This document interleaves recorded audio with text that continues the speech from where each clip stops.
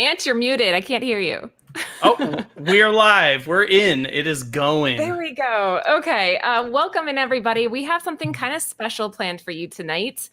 Instead of doing our regular comic book women show, we have a little treat. We are going to be talking with several creators. In fact, the largest panel I think we've ever hosted. We're going to be talking about off the chain, that good. We're going to be talking about the Macroverse, which is all about digital comic books and NFTs. It's funny because, Ant, you know that Progressive commercial when they're like, how not to become your parents, and they're trying to teach people how to say quinoa? Remember that one? Joaquin. That's how I... Yes. That's how I feel. I'm like, NFTs, like, I have so many questions, and I'm sure a lot of you out there do too. So we're pretty lucky. We got the founders of Macroverse here with us tonight, several of the creators. They're all going to be here live in just a second, so don't go anywhere.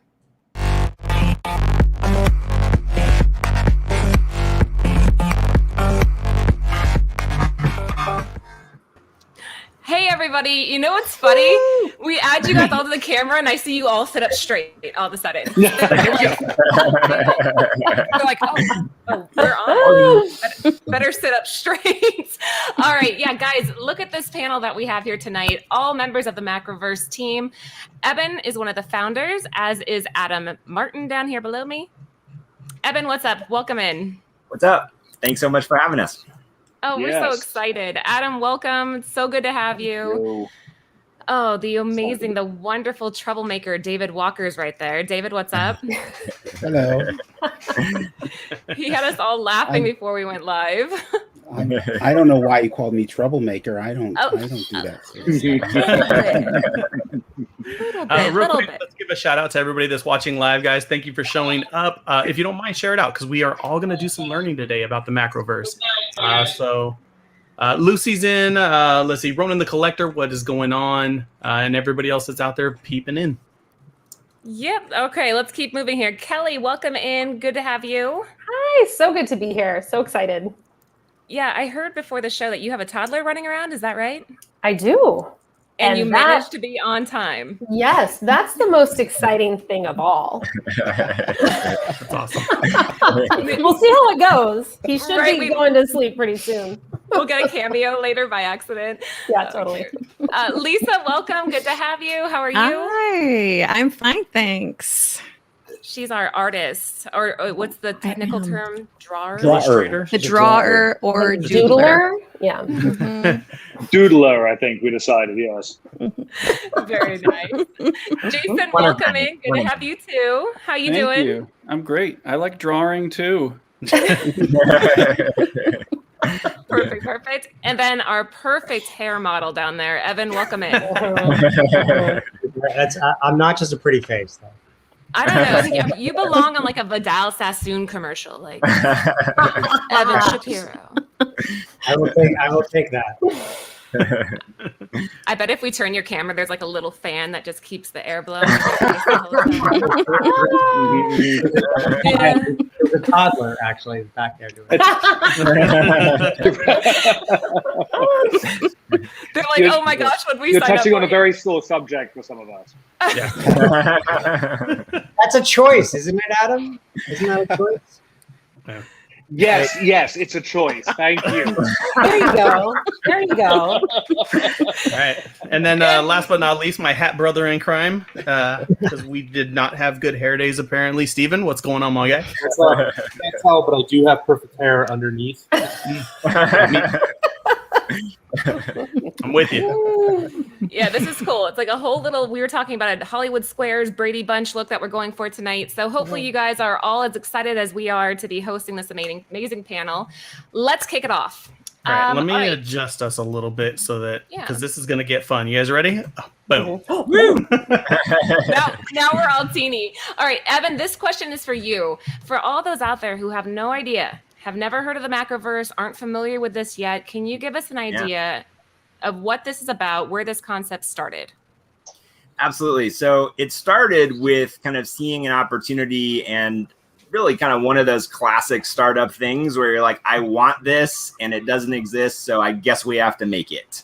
And that was really a new way of making and delivering comics content to fans and to audiences. And really started with Adam and I, who have been writing and making stuff together for over a decade, making our own series. That's where Steven comes in as well, making a series called Dead Town, and figuring that out in a way that kind of created a new format for comics that we felt really were at home in a digital medium in a way that we had never seen anything really quite work before, that we felt like we could build something for creators like ourselves, but really for other creators as well, and ultimately for a lot of creators as well, where it was just a better way to create and bring the stories that they wanted to tell to the people that wanted to interact with them and find them and fall in love with them, and make that really a kind of big win-win for everyone in a way that isn't really happening in the traditional comic space, at least in our humble opinions.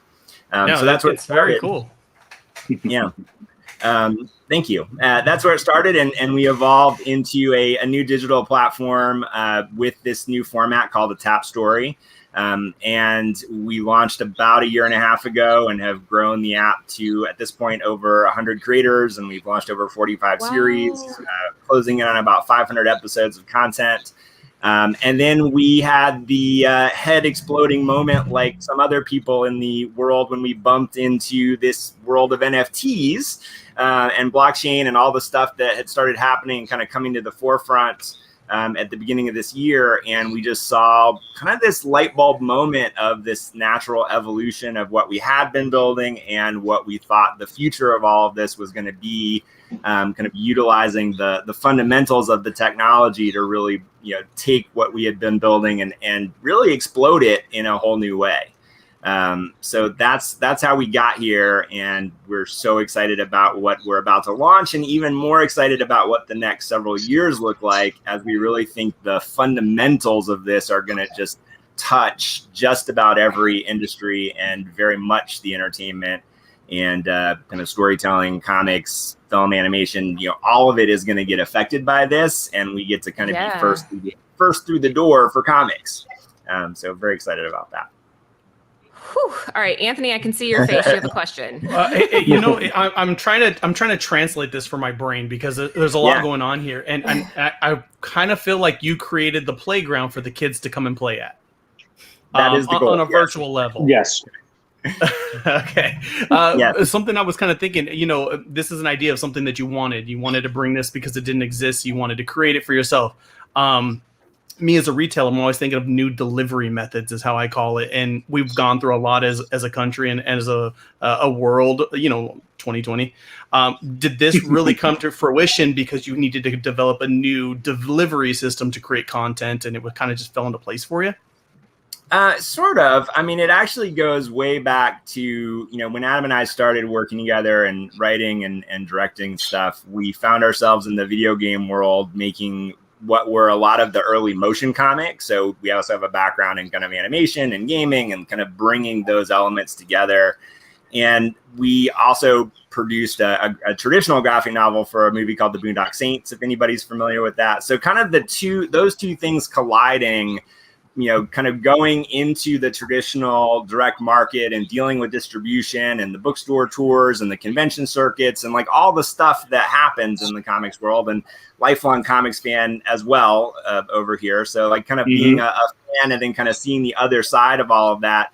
I hate to kind of put it in these terms, but it really was the conversation that we had, which is kind of the direct market is contracting, and kind of the traditional comics industry is kind of broken if you're not Marvel and DC, and it's just incredibly challenging as an independent creator. And so we did this, graphic novel project. It went incredibly well, but we came out of it going, we want to do more of this, but we don't want to do it that way. And that turned into a couple years of kind of background experimentation of kind of what would be the way that we want to do it. And so we, did a lot of prototyping, a lot of kind of experiments around, is it this format? Is it that format?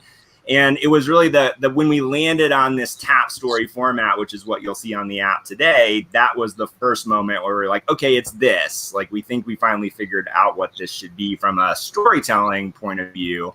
And then the second piece was, is there a business model that makes sense for us? And is there a business model that we think makes sense for other creators? And once we found that we thought we had a fit between those two things, then we were like, okay, we're all in on this. And we kind of stopped doing everything else and fully focused on building this company. Holy hell, right? I mean, oh my gosh. I bet everybody out there's just like, I dig it. So that's I love it. I love the direction that it's going. I like that the creative control. But I mean, we got a bunch of creators here with us. What was it like hearing this?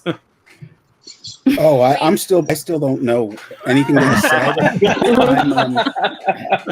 said. Just for the record, I'm going to be the one that, if you feel the need to dumb it down for anyone, dumb it down for me.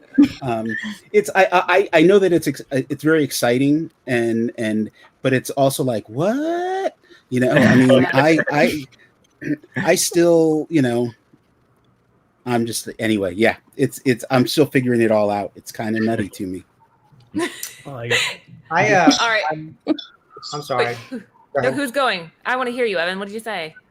So I come from a media background, more traditional media background, and I actually teach media at NYU and Fordham. And when Evan and Adam, you know, explained this to me, it clicked immediately. When you talk to Apple about the products that they invent, they don't base it on research. They actually, what they'll say is, we live on our devices. We think of the things that we wish we had, and then we create those things. And that's, you know, and their objects are of great desire, obviously. They make the slickest, most interesting things out there that kind of seem like they're inventing new markets. And when you play around with Macroverse, you know, if you're a fan of comics, you go, oh, of course. Like, this is, of course, this is, yeah, why didn't I think of that?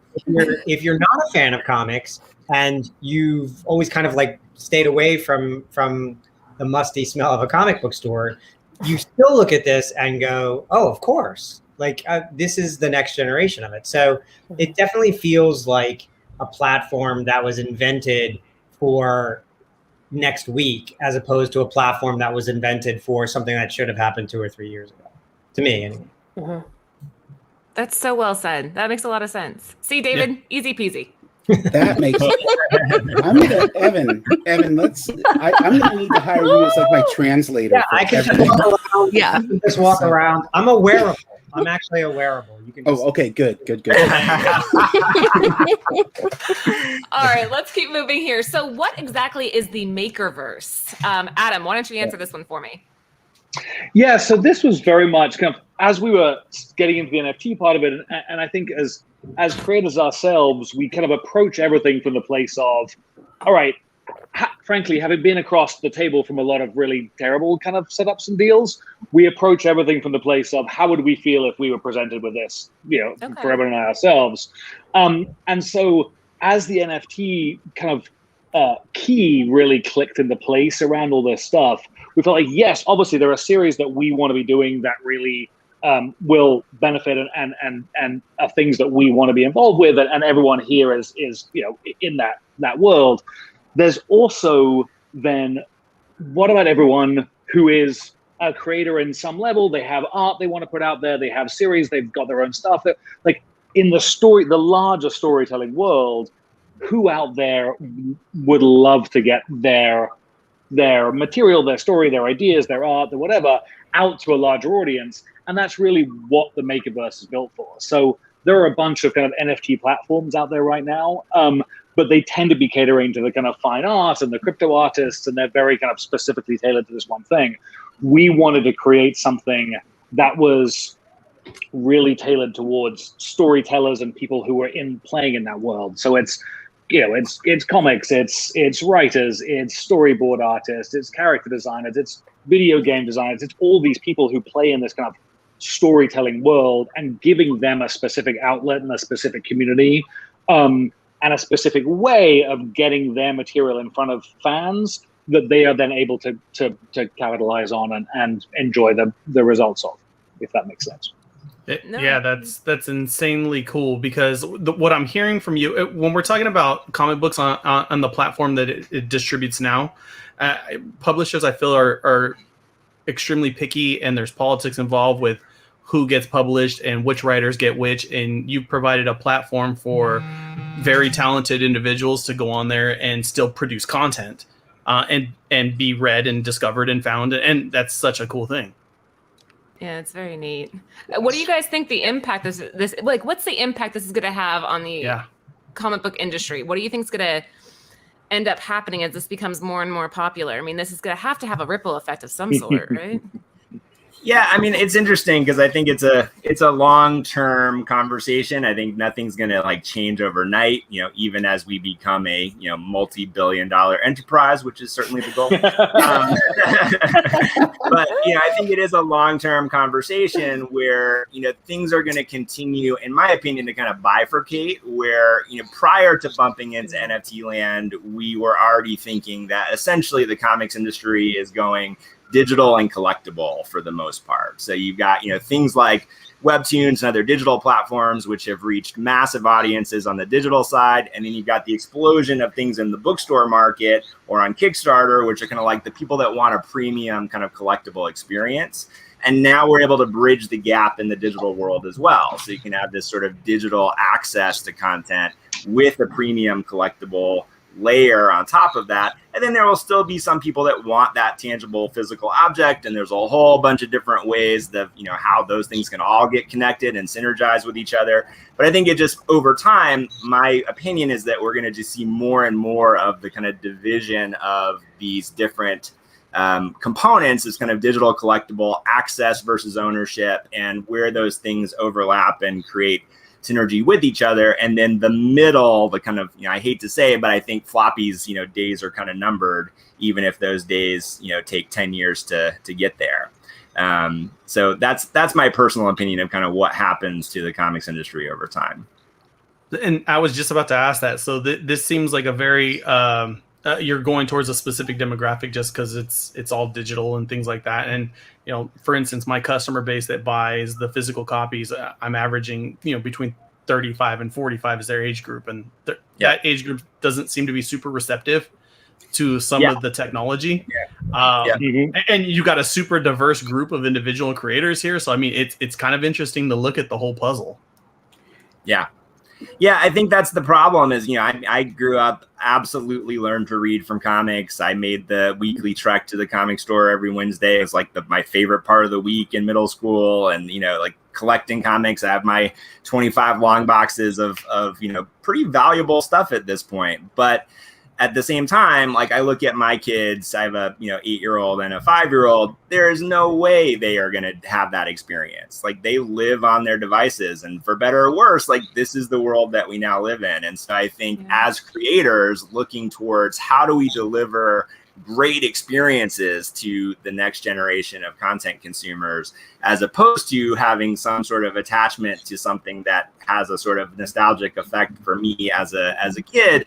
There's no reason that both can't exist, but I think if we're really looking at where everything is headed and where the next generation of readers is, we want this art form to continue to grow and thrive and evolve and be even more a part of our culture and a part of the way that we interact with media. And we don't have to be attached to the specific way that art form gets delivered to people. And I think that's kind of the change in thinking that, we have tried to embrace. You know what this reminds me of? And you guys, let's do a show of hands. Have you guys ever owned those CD holders that Velcroed to your sun flap? Oh, yeah. Do any of us have those now? We probably have MP3 players or phones. That's kind of the direction with the comic, I guess, is what you're getting at. The long boxes are your CD holder. I love this analogy. And that's what I'm thinking, because a lot of guys aren't receptive to this because they're old school collectors. There's a whole prestige behind grabbing your paper, and those guys aren't going to be super thrilled, but well, it's interesting because I just had this conversation earlier today with a creator that I'm working with, and I'm that middle-aged guy. I still read comics. I love them, and I'm still a very tactile person. So Wednesday I head to the comic shop. I buy my physical books, but I recognize that that this industry is changing. This medium has to change, right? And when we think about it, comics are actually older than television, right? There's radio, then there's comics, then there's TV. And look at how much radio and TV have changed, and comics are still sort of languishing in this outdated model. And so I was talking to this other creator, we're working on a project together, and I said the one thing we have to do, we can't lose sight of the fact that we are not writing for us. We are not writing for the middle-aged readers. Like I am bound and determined to keep this medium that I love going by bringing in new readers. If you're not willing to bring in new readers, this is how it dies, right? This is how comics, this is the death. It's not the death of the floppy. It's not the death of direct market. It's not the death of any of those things. It's just the death of reaching a new audience. And so even though I joke about, I don't know what's going on with Macroverse, and I don't know what NFTs are, and it's like, it doesn't matter that I don't know. What matters is that let's figure out how to create content to bring in new readers. Evan, what were you going to say? Yeah, I mean, I think someone commented, it depends on the title, it depends on and I think there's a, to borrow an improv phrase, there's a yes and to it, If you look at the gamers who play Fortnite, a lot of them still have consoles, right? But they'll also play on the cloud. And so, there is this duality, I think, that can exist. To ignore, though, the Fortnite reality, the Roblox reality, the Minecraft audience who lives in the metaverse, then you are ignoring, pretty much everyone under the age of 18 years of old who's into this kind of stuff. Not everybody under 18 is into this kind of stuff, but you're ignoring basically the entire Twitch audience. And so to not create a product that can exist in the Macroverse, the metaverse, and turn into, can be bought with V-Bucks and Roblox and things like that, then you are ignoring a whole new section of very, important, influential consumers who have a lot of expendable income and will buy these products.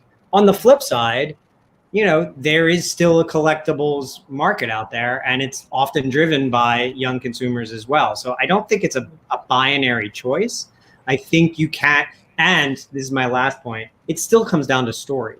If David's stories suck, it won't work in either medium. What are you trying to say? Why are you starting already? I think he's being pretty clear. I saw Jason turn his head and go, but luckily they don't. And it will come down to story, and it will come down to character, and it will come down to the ability to transport readers and viewers and listeners into worlds that they can't find, on their own desk. And I think that will transcend media. Yeah, 100%. Yeah. 100%. I completely agree. And it was one of the reasons Lisa and I were so excited about this opportunity, because our Hex 11 has had the amazing privilege of having a readership that's very wide in age. So we are, we're so used to having readers who are, they really want the floppies, they want the hardcover stuff. And then we also have a lot of really young readers who are so excited about all of the digital things that we do. So when the opportunity to step into this brand new world of NFTs came down the pike, we were super excited, because we thought this is something for really everybody. Yeah, sure. I was going to ask you too, from the artist end of it, is it different at all? I mean, I know digital media is kind of the standard now for artists, just because it's convenience for getting things printed. What's the formatting like on going to something like this? Lisa, that's all you. Yeah, I mean, I switched over. I mean, I'm traditionally trained, but I switched over to just making things all completely digitally years ago. So I'm pretty comfortable with kind of shifting to whatever kind of format the art needs to be in, because I'm really used to working in the digital space when I make art. So this just kind of this has been no challenge for me because I made the switch such a long time ago. Just because it is really like I mean, like you said, it's convenience, and it's like I don't have time to wait for the oil paint to dry. I don't have time to repaint this whole thing because I did it the wrong color. It's like I can just have something in my head and then have it out in the world in like a day. What I thought was interesting with this art thing, and maybe you can speak to this, is we work with an artist, Greg Horn, a lot. And he said that digital art is more complicated than traditional art because you have more options. The convenience, you've got every brush, you've got every color. And he goes, sometimes that's super overwhelming as opposed to, hey, I ran out of red, so I'm going to use this close enough color. And you move on with life. For me, I always froze at so many points during the process of making a painting. I would freeze because I would just be like, I don't want to ruin it.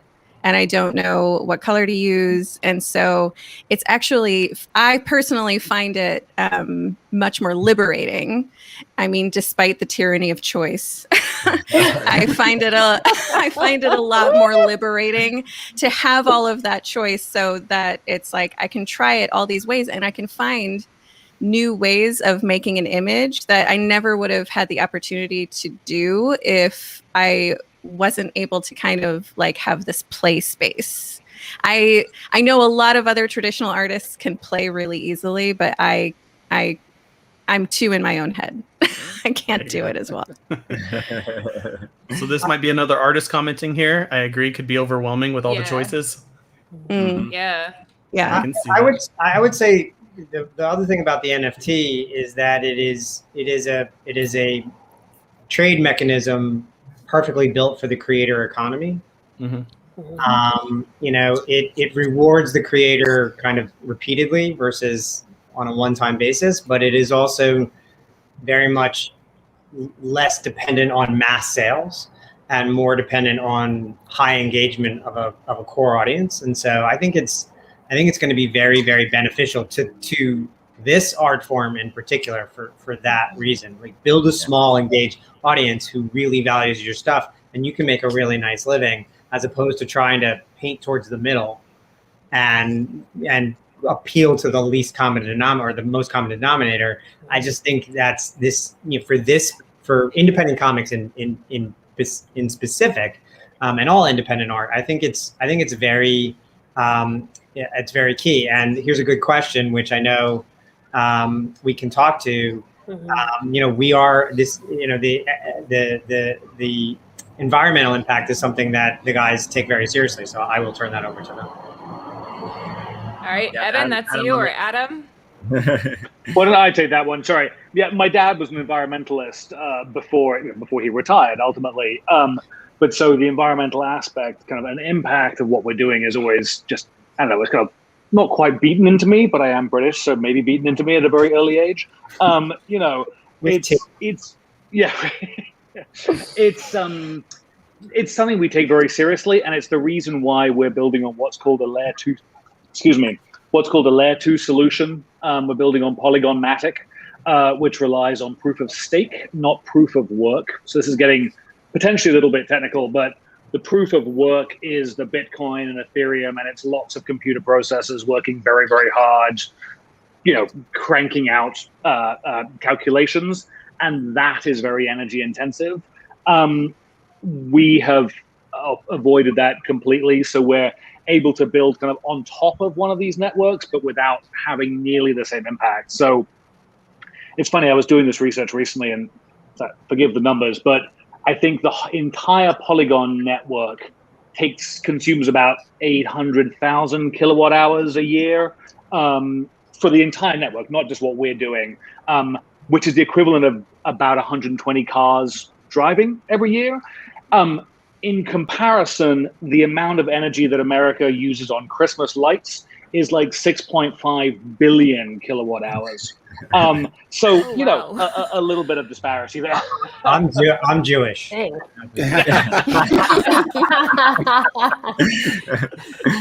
beat me to it. I was going to say I'm afraid of heights, so if we put lights around the bushes out front, so I don't do the roof. We have another question up here too. Somebody wants to know: does this app have a desktop PC version? so glad you asked. Not at this very moment, but it's part of this next launch. So we're expanding platforms in this next release, where we'll have both the mobile phone version as well as tablet and desktop versions. This chat's going crazy. Guys, thank you so much for the engagement. Feel free to ask any questions that you have for the creators or for the founders as we're going through the show. We appreciate all the participation. We know this is a new subject for a lot of you, and we definitely have both sides of the, what do you call that? Coin. Coin? The Bitcoin. Both sides of the token. The Bitcoin. Yeah. Both sides of the crypto. Yeah, good stuff. All right. Well, let's move. Okay, so you guys have laid the groundwork. We've got the base now. We know the room you've created to play in. You've set out the toys, but what are people going to be able to consume? And that is the epics. Yes. So you guys are creating. That was the Makersverse. Now we get into what the consumer is going to get out of this whole shebang.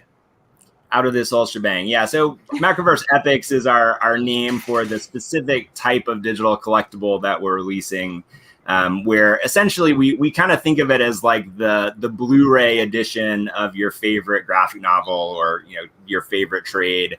So not only can we take things like the actual story and give you a really compelling story experience, the actual meat of the book itself, but we can add other things to that, because now we're in a digital realm. We don't have to be constrained by one particular type of media or one particular type of format. So we can do really interesting things like behind the scenes commentaries with the creators, or work in progress, like actually getting to see how one of these phenomenal artists actually makes the stuff that they make, or some sort of conversation about the process of coming up with the story. So there's kind of the kind of special feature approach that people have loved on Blu-ray, being able to bring some of that to these collectibles and give a seamless experience inside of this thing that you actually get to own. And then the other component of it, which people sometimes don't realize about NFTs and the kind of technology underneath it, is that you really do own this thing. And so with our system, we're building a lot of interactivity, but you can take that out of our system, take it somewhere else, sell it, trade it, transact it with other people. So it's the equivalent of having something that's not just like an access to this thing, but actually the thing itself.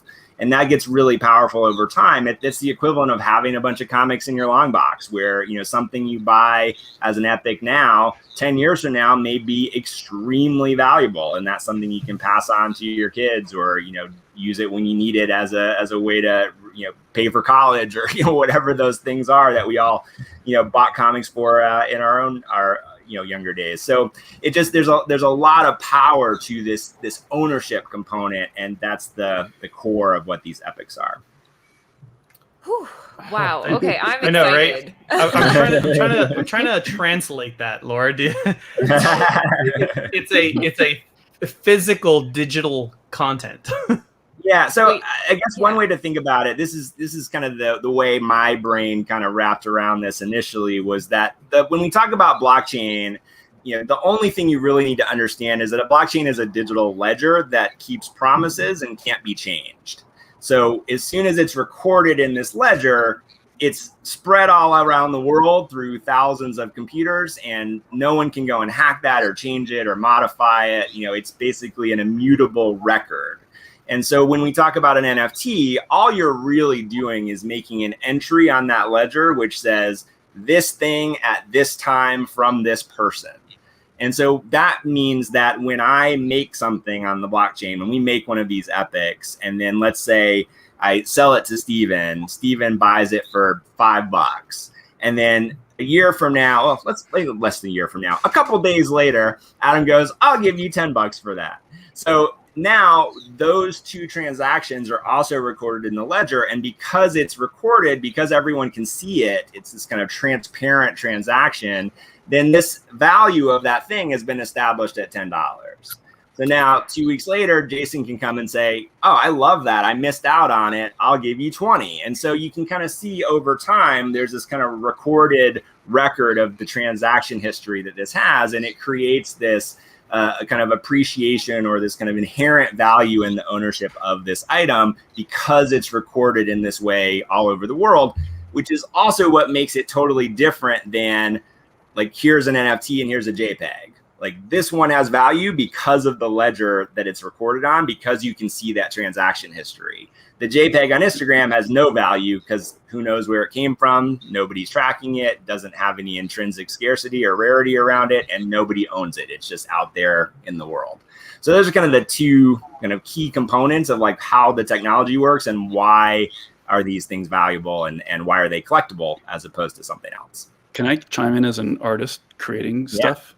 Yes. So one of the things that I love about this is, for an artist creating stuff, there's the resale value that continues to trickle money into my pocket, possibly. Every time this stuff is resold, I could get potentially a percentage of that sale, and that's just really exciting. You sell a book on Amazon, it's a digital file on someone's computer, and then no one opens it because they forgot they had it. If all my digital files on my computer I could resell, I would pay attention to what I have first of all, but also it's just exciting to think that there is a potential that now my work could continue to resell and resell and resell.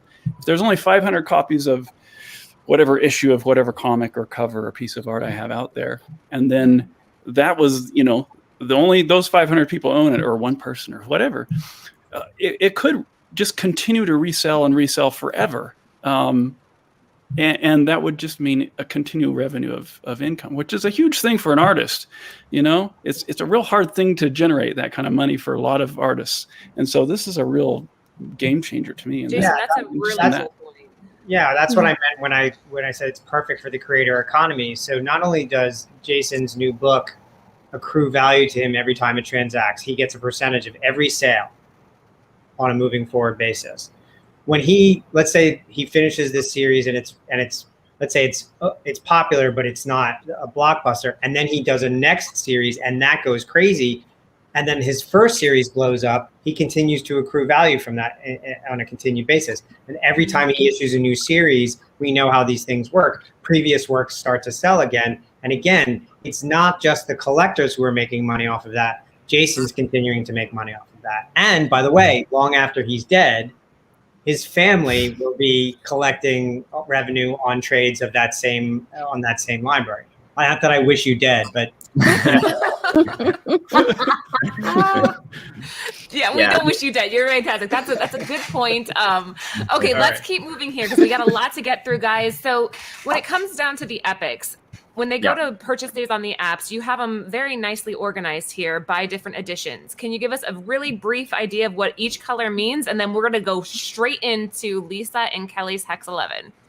Awesome. So really quickly, each of these initial releases, with a couple of minor exceptions, have this structure to the release. So essentially there's 2 open editions. And just to clarify what that is, it means over a period of time, anyone that wants it can come and get it. So in our case, it'll be 48 hours of an open window where for a single price, kind of a normal price in this case for people that collect comics and trades, you can just come and get it and have it in your collection. So both the open edition and the artist edition will be in that category. Anyone that wants it can come and get it. Then we go to very rare limited editions. So the collector's edition is limited to 100. So once 100 are sold out, they're sold out. We go up to an animated version where it's the cover art that we're going to reveal tonight, but animated. Adam and I directed a episode of Creepshow last year, which was also a lot of fun. And so the animation team that we built for that is doing the animation for the animated editions of this, which is also going to be really fun. And then we have an exclusive edition, which is literally limited to 1. So this is our Wu-Tang drop. 1 only. And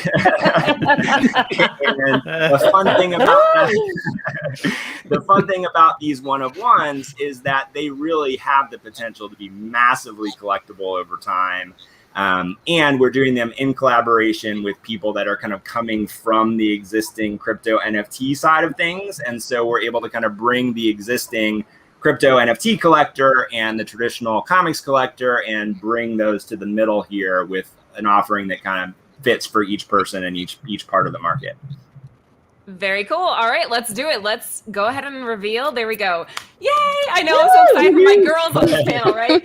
All right, Lisa and Kelly. Let's see, Kelly, why don't you kick us off with a little bit about what Hex 11 is about, and you two can tell us more about this one. Absolutely, yeah. So Hex 11 is it's basically a future kind of dystopian world where magic has been discovered as a new technology, which makes it so great to go crypto like this.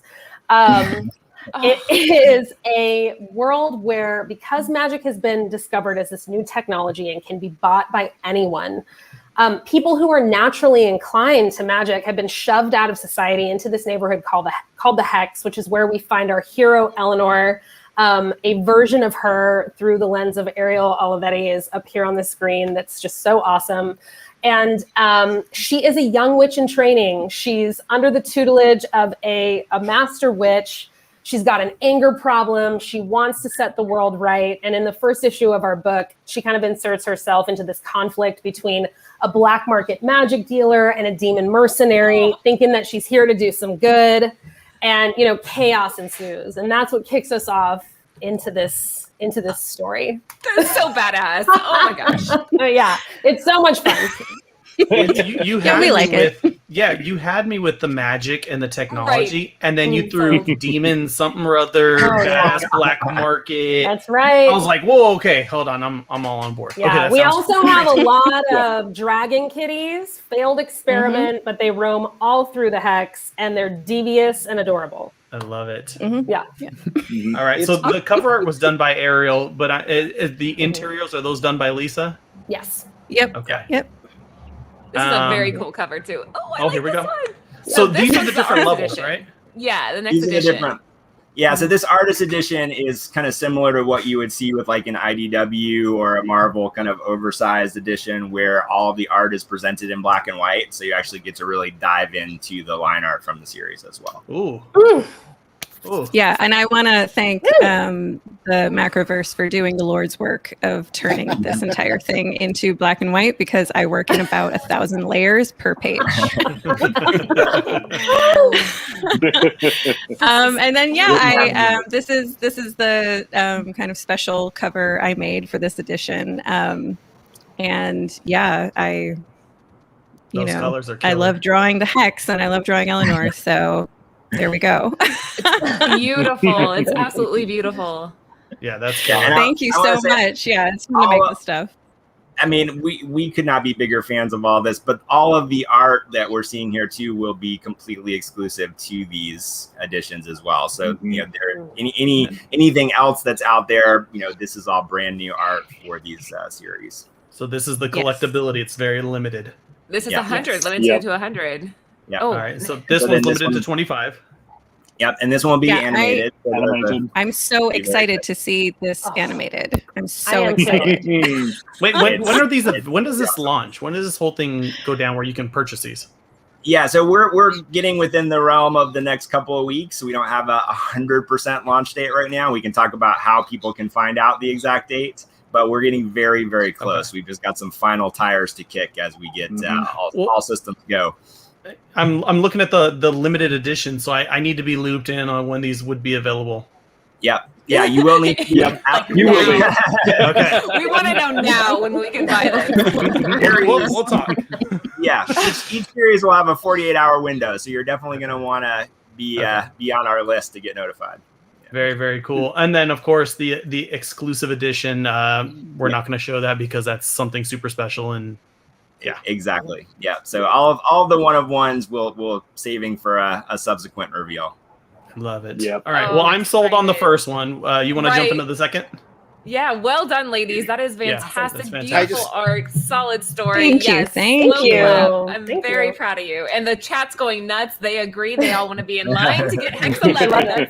Well, and I have to say really quickly, for anyone watching who's unfamiliar with Macroverse, Lisa and I have been creating this book now for 7 years. And when we saw Hex 11 on the app for the very first time, it was like seeing our story for the very first time. It was so magical. So I have to say that. And I have to say that Hex 11 is just a great comic, period. And this goes back to what Evan was talking about story. It's like all these bells and whistles are cool to look at, but there's such a great story to unpack there. And I've just been such a huge fan of this series for since I met Kelly Sue and Lisa, maybe 4 or 5 years ago. And so it is it's great watching the success of this particular series as technology is advancing along with this medium that I love so much. So yeah, everybody should be excited for Hex 11. That's well said, Thanks, David. He brought us back down to earth, because you get sucked in by the bells and whistles, and it's like, wow, but you're getting substance too when you make this purchase or buy or read. That's cool. A good story. Right on, man. Thanks, David. All right, Laura, what do we got here? All right, next up. So Jason, this is you. Tell us about Remind. Well, thank you. Can I just say this is the first time I've seen this beautiful new cover art that's finished? Really? This is so good. Thanks for revealing it to me. Genuine surprise there. Yeah. So Remind. This has been a labor of love for years. You know, I mean, I spent 15 years working on an animated version, then I spent another 15 years working on the graphic novel version. It's been out for a while now, but it's no longer on my website. It's only on Macroverse digitally, partially because my website got hacked, but also I love the experience of it on Macroverse. I feel the same way as you ladies felt about your story, Hex, on there, and it's just so much exactly how I would want it to be consumed. The way the story is told. I really was trying, so I'm just sidestepping here. I really was trying to develop my own platform of how to launch my own comics, and Macroverse came to me and said, hey, we got this thing. It's basically doing exactly what I wanted to do on my own. And so now I've stepped back and said, Macroverse, run the show.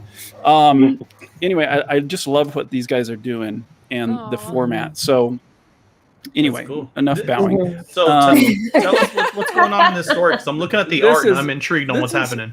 Yeah, it's kind of busy, but it's about a cat who's been exiled from his underwater lizard kingdom. Yes. I'm sorry, not a cat, a lizard man, and he's been exiled as a cat.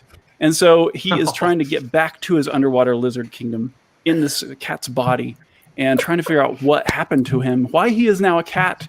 His this lady named Sonia is the owner of the cat that he mysteriously appears as her cat, and so she kind of starts helping him on this adventure to go back.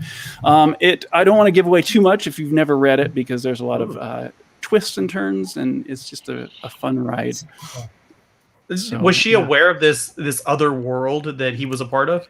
Yes, her father was one of the first guys to ever spot the lizard man coming up out of the water years and years ago, kind of, like the Loch Ness Monster and stuff. Okay. And so this whole town of Cripple Peaks is kind of based around this idea that there's lizard men underwater, but not many people have seen them. And so she has this burden of dealing with all the lizard man fanatics and doesn't want to have anything to do with it. But when her cat suddenly vanishes and reappears one day and talks about this underwater lizard world and has all this evidence or proof, and she's like, okay, maybe I need to believe it, and maybe I need to help him go back. It's fantasy. This is so unique. Fantasy, sci-fi, strange stuff. So I gotta jump in and say, I love every series we're talking about. This was so much fun to adapt, and if you are a fan of Miyazaki movies, like, you will love Remind. Like, it captures the kind of lyrical vibe of that kind of an experience, and it's fantastic. Yeah, Miyazaki's a big influence of mine, so I'm glad you said that. That's limited to 25. What was the one before this limited to, the artist one? Yeah, so those are 100. Yeah, so there's the artist edition is also an open one for everyone. So, and then we go to 100, then 25, then 1 of 1. Yes. Yeah, and the artist one has sketches and thumbnails of all the pages and all the line art work. So it's kind of like a director's cut. Director's cut, I guess you could say. Yeah. Okay. Yeah, because that'll have the black and white, the notes, and little write-ins, and all the extra goodies. Yeah. Yeah, exactly. That's kind of cool. Okay, I dig that. So we got the director's cut. Oh, I'm not going to call it. Sorry, the artist edition. You're like the collector's edition. Right. And then, I of course, can't wait to see this thing animated. Yeah. Oh man, that anime is going to be sick. Yeah, they're all going to be awesome. That's cool. And then, of course, the hidden cover, the secret variant. Yes. What will it look like? I don't even know. All right, well, that's 2 for 2 for me, Laura. So Wait, before you move on, guys, I just saw a handful of people just jumped in. If you are just joining, we have creators and founders of the Macroverse here with us tonight. We are revealing their epics. These will be dropping hopefully soon, because I don't know how long Anthony and I can wait. So if you're just tuning in, give the show a thumbs up and make sure you subscribe. I put the link to Macroverse in the description, so when this is all said and done, you guys can head over there and register for yourselves. But we're 2 in so far. We did Hex 11, which is awesome. If you missed it, go back and rewatch that. And then we just got to see Remind, which just seems like, whew, I could stare at that cover all day. It's so good. Yeah, and you guys know me. You guys know me. I do the retail stuff, but I'm telling you, they've created a very cool way to collect. So make sure you go back if you're just jumping in. Pay attention. We'll cover it again on the limitations on some of these things, so you know they are collectible because they're limited. But here's our next one. What do we got going on, Laura? All right, Evan, this is you. We got. Oh, wait, I'm sorry. This is Steven. No, this sorry, is Steven. Steven. Sorry, I'm looking at my screen over here. But yeah, Steven. So tell us a little bit about Dead Town.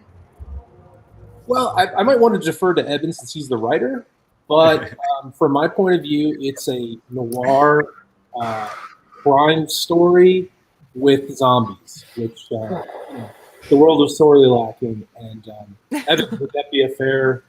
That's a very fair assessment. I mean, you know this as well as we do at this point. And Adam and I are the co-creators and co-writers of it. Steven does the art for it. This is where all of Macroverse started. This was a TV pilot that we wrote years ago, and then we decided we wanted to turn it into a graphic novel, and the Tap story was born out of this.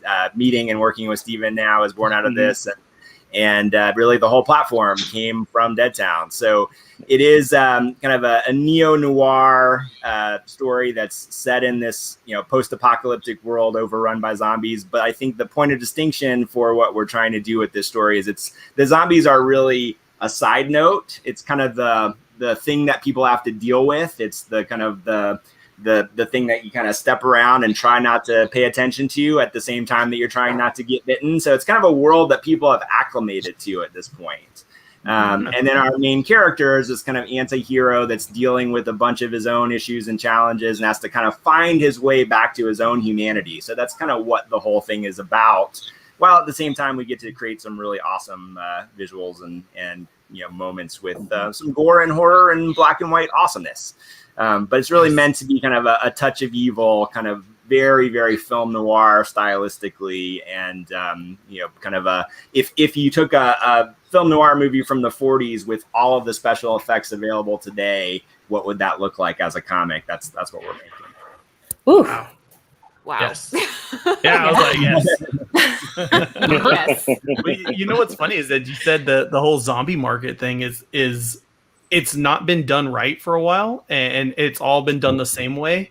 You take like the Walking Dead approach, and everybody's like, all right, our zombies are dangerous, and everybody's running from them. And I was kind of expecting you to say that, but the idea of a world being acclimated to zombies already being there is super interesting. See how they interact. Different angle, yeah. Yeah, that's a really, really interesting way to take it. And then, so this is the open edition?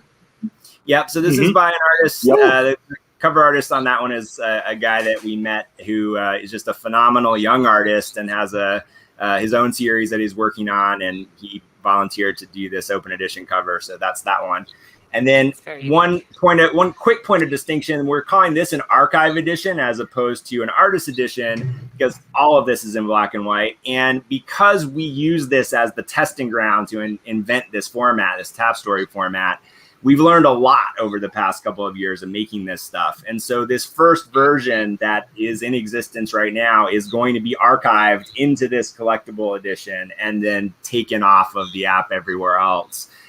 We've updated it and replaced it with all the stuff that we think we've learned about storytelling in this format. And so this will kind of be an artifact of the evolution of Macroverse, of the format, of the story, kind of now only available in this archive edition. That's cool. And awesome. Steven, this is your cover?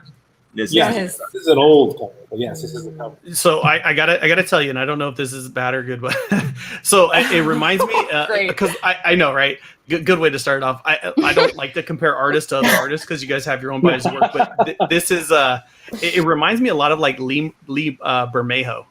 in the way that you're capturing a scene that's obviously moving, but in a still, and it's just, you see the rain, you can tell there's wind. It's not great weather, but it's not moving, and it just looks that way to me. It's very cool. Thank you. Very cool. Lee Bermejo is amazing. Bermejo's a good one. I figure I wouldn't be okay saying that. Oh my gosh, I love this one.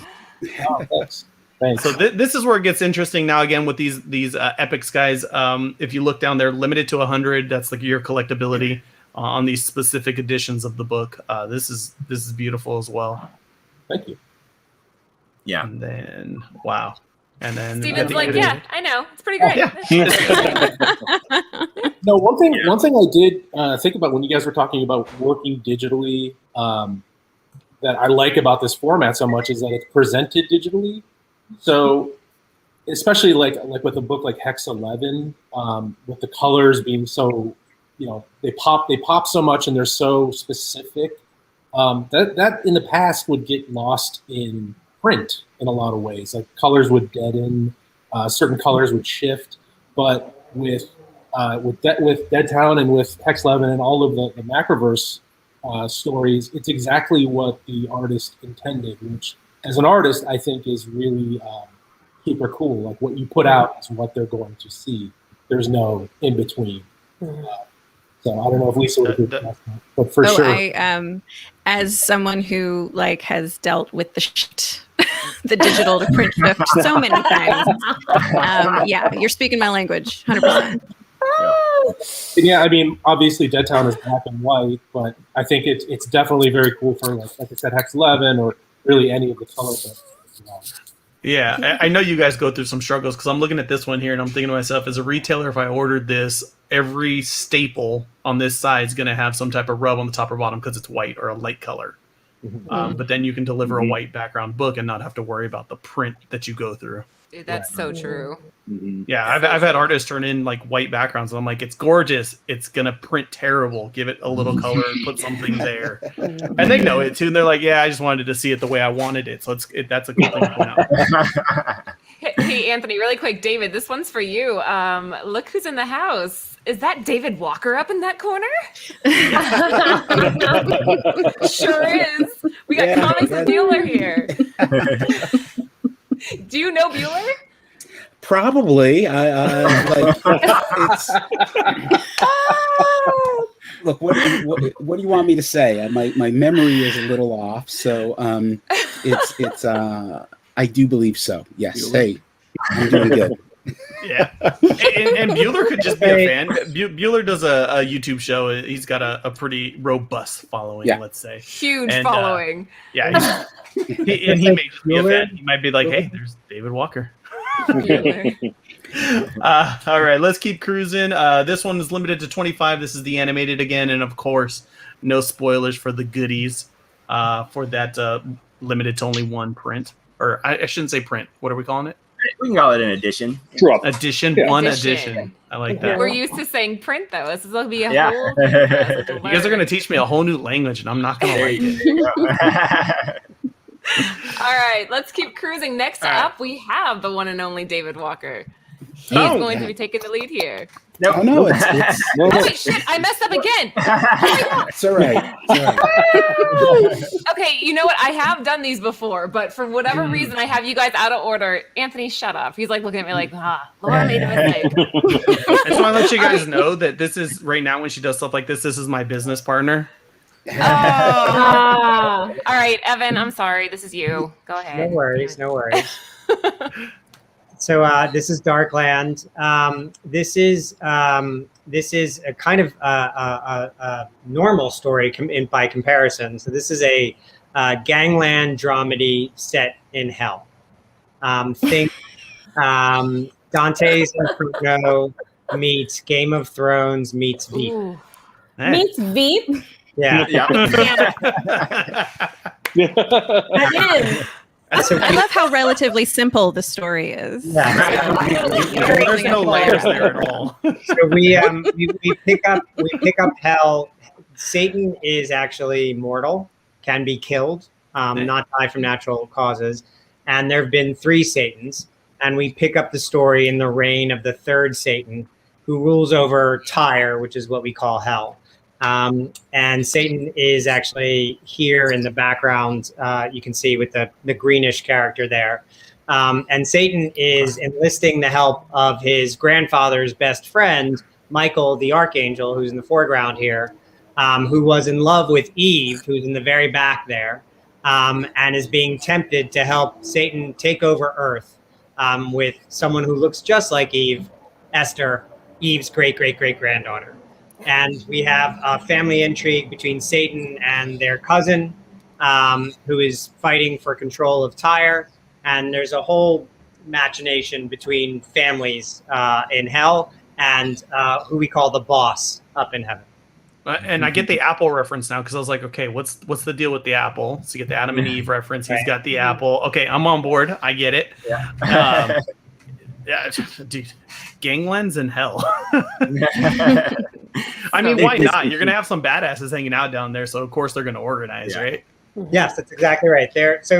Most people, if you read the Bible, as I had to kind of do the research for this project, there are 7 princes of hell. Beelzebub, Lucifer, and Satan are not the same being, and so they all make appearances here. And then there are all these fallen angels who populate hell and are fighting for control and backstabbing each other in hell, while Satan's actually trying to broker a deal with the angels to take over Earth. Wow. And it's funny as well. It's amazing. Well, there's a lot of humor. It's very, very much, if you think of Selena Meyer in Veep and all the machinations she tries to go through to become president of the United States, it is very much that kind of relationship between all these characters who are coexisting in this universe. We also travel back in time to see how the whole thing started with Eve and the apple in the first place. And there's just a lot of fun. There's also a tremendous amount of sex. Right. Even more sold. Yeah, you had me until the sex part. Hey, that's the cherry on top. I just love that it's described as a tremendous amount. Like if this was rated by IMDb, does it say excessive next to it? I once made a film about the MPAA called "This Film Is Not Yet Rated," and we had to release it as an NC-17. So it would be an NC-17. You made that movie? Yeah, I love that movie. I saw it. Didn't it play at Sundance? I think I saw it. It did. Sundance. It released at Sundance. Yes, it released at Sundance. I also was the first executive producer of Portlandia. So now you're kind of getting how this all fits. Yeah. Mm-hmm. I'm not going to knock you about the Portlandia thing. I live in Portland, by the way. So.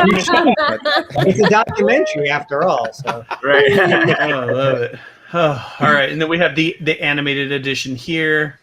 Yeah. So this one is a slight tweak just to explain. So with Darkland, the first full episodes of the series will actually come into our second wave of releases, but we're doing this kind of source book or almost like a player's handbook of all the characters in the world as an initial release. So people that are into this, they'll have a way to kind of get some light spoilers, get to know the characters, get to know the world, because when we hit with episode 1, you are right into it.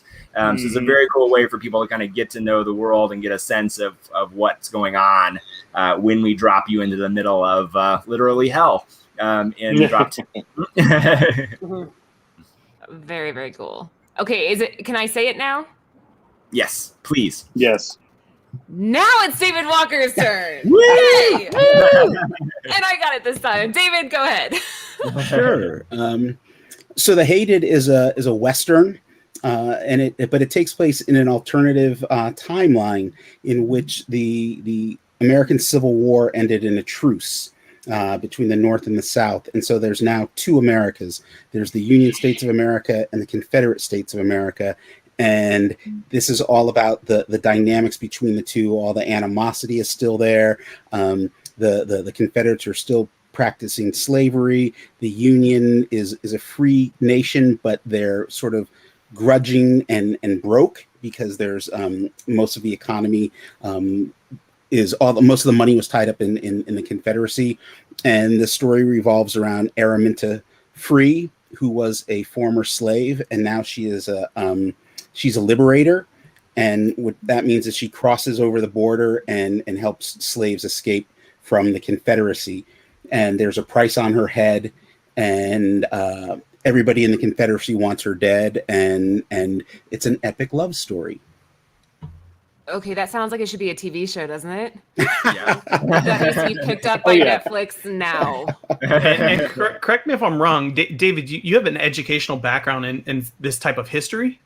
Well, I have a bizarre fascination with this type of history. Let's put it that way. So I've been working more nonfiction comics to begin with, and a lot of this came out of the research that I was doing on. I'd actually written a Western years and years ago. A few years ago, though, I did a rotographic novel on the life of Frederick Douglass. And as I was researching the parts about Harriet Tubman, I became so fascinated with her that I was like, what if I had a comic character that was kind of like Harriet Tubman meets, Pam Grier in Foxy Brown or something like that. and so then my Western just began to morph. And what I really wanted to do was, as I'm a lifelong fan of Westerns, I truly love them. But I especially love the stuff that came out of Europe in the 60s and 70s, which was essentially rewriting a mythology that had been created here in the US of a world that never existed, right? The Westerns that we watched in film and TV, they're not real, they're myth. And because I'm arrogant enough and pretentious enough that I wanted to rewrite the myth. I wanted to literally rewrite the myth of the Old West. And in order to do that, I felt like I had to do what all myth does is rewrite the truth. And so that's what I'm doing. That's cool. One of my favorite types of storytelling personally is where the fictional story is bedded or given a background in something that actually happened in history and truth. I love it. I'm a big fan of like the Assassin's Creed games, and those things are rooted in the era that they're stuck in, even though it's a fictional story. And I extra enjoy that stuff. Real quick side note, since you're the pro, European Westerns, is that where the term spaghetti Western comes from? Yes. It's spaghetti Westerns. And which I heard that before, and I was like, I know something. But yeah, those the most famous of those are Sergio Leone's films, The Good, the Bad, and the Ugly, for a few dollars more. And but it's a genre in and of itself that I've been fascinated with for probably 30 or more years. And again, really, like the European Westerns have no concept of like American history, and so you'll watch stuff and it'll take place like in the 1890s, but the Civil War is still going on, right? And it's just so surreal. And I just sort of wanted to play with that. So like in the world of the hated, like John Brown he wasn't caught at Harper's Ferry, and so here it is now, years after the war, and nobody knows where he is. But it's like he is. The Confederacy is terrified of him, and when kids don't behave down south, people, parents say, John Brown's coming to get you to their kids, and so there's a lot of that backstory that I'll be getting in as the story moves forward. Very, very cool. And then we've got the artist edition, the black and white, which this is perfect for black and white. Go Western and black and white coloring. Yep. That looks really, really good. It's amazing. And Sean's the cover is done by Sean, who's also the interior artist. And it's like I'm a sucker for black and white art. And so as he was turning in the art, I remember thinking we've got to do something, both a color version and a black and white version. Yeah, very cool. The animated, I'm sure, is going to be fantastic. And of course, no spoiler for the single edition out there at the end. Oh my gosh, I'm so excited about all these. I can't even tell you guys. This is so incredible. If you're just joining, all these epics are going to be available. So, okay. Eben, you're probably the best one to answer this. If people are trying to get their hands on these, you've sold the crowd, they want to get their hands on these books, they want to start collecting. What is step one? And I mean, like, really, really simplify it. What do I have to do to buy these? Step one is www.macroverse.com. So there you go. if you go to our website right now, there are 2 things you can sign up for. If you are interested in the collection, then register yourself there with an email address, and we will let anyone that registers on the website know how to get their hands on these before anyone else. So you get a little early warning and exclusive access by registering on the website. And if you're a creator who's interested in either the Makerverse component of what we're doing as a platform or in talking to us about your project, there's also a place to register interest for that on the website as well. Very cool. Very, very cool. I think that, and we'll do a quick around the horn and get everybody's final thoughts here, but I think we need to do this again, Laura, because I've got a great understanding of what's happening, but I got a lot more questions. I know. I feel like we could go for like 3 more hours, and there's so many questions in the chat still that we didn't even get to yet. Like, and now I kind of feel like we're all like friends, so it kind of works now. This works. Ready for round 2. Yes, yeah, we're going to have to do round 2, but make sure you guys are going over. I put the link in the description, so head over to Macroverse, register if you are a collector. And again, like what Evan was saying, if you're interested in becoming one of the makers, the creators, that go register at the Makerverse and get that done too. But I'm sold. When I came into this, I wasn't quite sure, and then I was like, okay, let's see what they have to say. And you guys, this is amazing what you are doing. Stephen, any last thoughts before we head off? Me? Yeah. Round table, baby. No, go to macroverse.com and get started. Love it. Love it. David, what do you got for us? I'm as much as I feign ignorance about this, I'm so excited about Macroverse, and there's some other projects that I'm working on that I haven't even reached out to Evan and Adam and everybody else about yet. But it's like, now I think about Macroverse like first, like, ooh, can I do this with Macroverse? Because there's just like, I'm just very interested in exploring new possibilities within this medium and this industry that I have given so much of myself to. Very, very cool. Real quick, guys, their names are in the bottom left-hand corners. Write them down, jot them down. I'm sure you guys got Instagram, probably Facebook, Twitter. These are all creators that we're hanging out with, Jason's guys.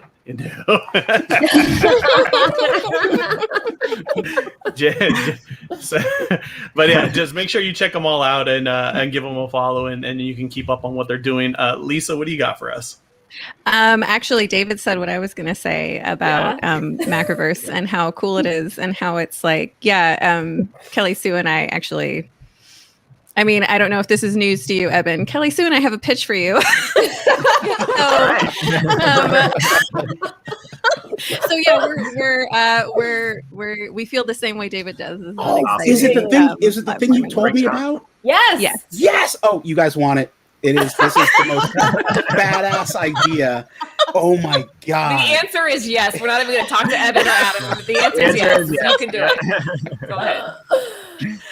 Kelly Sue, anything to add? This feels like making a live proposal or something. This is how business gets done, guys. This is business happening. I'm just thrilled to be a part of this, and to bring a project that we care so much about into this exciting space with all these incredible creators is just like, it's the dream. Very cool. Very cool. Jason, where can we not find you? I do have the socials, but I just hate them with a passion. You can find me on YouTube, though. I do have a YouTube channel. I haven't been posting, though. This year's been my sabbatical year, kind of. But I just want to third what everyone else has said about Macroverse. And, I get approached by a lot of companies, and I will say I judge companies by the creators. And Eben and Adam, I love you guys as people. So it's really, I have a lot of faith in your company because of you guys. So, and I do love what Macroverse is doing, and I'm excited about the NFTs and all that stuff. So I'm really excited for the future. I like that. You won't go into battle unless you trust your leaders, and you trust your leader, but I love that. Yeah. All right, I think we need to save Evan and Adam for last. We're going to go, or not Evan, Adam. Yeah. Evan, what do you got for us? So I'll double click on what everybody was saying, but I think if you're in this because of the artwork and not the objects, this platform, this art form, this collectible version is more artist friendly than anything else you'll buy. These artists have all chosen to put their work here. By collecting them here, you're giving back directly to the artist in a much truer form than almost any other medium that you can buy in. And so if this is a storytelling platform or comic that you enjoy, you are relating much more closely to the artist than you can in almost any other form. So really support it. And if this is an art form that you believe in, this is a great way to show it and give right directly to the artists themselves. Yeah, Well guys, said. this is gonna happen. Whether you're that old school collector that doesn't want it's the future. You can't stop progress. So be a part of it. Yeah. Totally. You just get your piece of the pie so you can say you did it. All right, put the bow on it for us, guys. Eben, you're up. Adam, go ahead. I'm going to ask for the final word here. So Adam, go ahead. This is very funny. I mean, I appreciate what Jason said, especially, and he only says that because he doesn't know me at all. I am a deeply horrible person. So just to put that out there. Yeah. No, I think it's incredibly exciting to be, especially as someone who's come from traditional film and television and who has always kind of told stories and aspires to tell stories, having the platform on which to tell it, and then getting to work with the array of talent and creators and energy and dynamism that is you get a glimpse of with this group, and then you multiply that. What, there are 6 creators here. It's incredibly exhilarating to be able to play with people as talented as the team on here. It's everything one could want, and I'm incredibly excited to see what's kind of coming up and what we'll be able to do together in the next coming months and years. Me too. Yeah, I mean, so echoing what everybody said, I think to me, like, this is the culmination of my entire life, like, made manifest as a thing. And so it's humbling, it's exhilarating, it's exciting, and to put it back to Jason, it's like the idea of being able to make something that can have an impact in the world and to make it with a group of people that I think as highly of as this group of people on this stream is truly more than I have words to express. So it's just the fulfillment of everything that I've ever wanted in a lot of ways. And so it's just such a joy and such a privilege to kind of be able to connect these dots and to take all of these crazy ideas and figure out how to actually make them happen in the world. So I just thank all of you guys, and thank you guys for having us on to kind of talk about everything that we're up to. And I'm super excited about all of it for us, but really more for what opportunities and possibilities this can open up for the future and for people that want to make stuff. Fundamentally, at my core, I feel like we're entering a world where the barriers to entry to being able to make stuff as people that want to make stuff are getting lower and lower. So this is a way to really take that thing you've always wanted to do and do it, and that's what we're all doing. So thank you to all of you guys, and let's make stuff together. Macroverse.com. That's a good way to end this. You guys support this. Give it a shot. We believe in it. I think that you guys will be pleasantly surprised. Give it a shot. These are a great team. I think it's going to be awesome, and I'm excited to be a part of it as a collector. So thank all of you for coming on. We appreciate it so much. Macroverse.com. Have a good night. Bye. Thank you. Bye.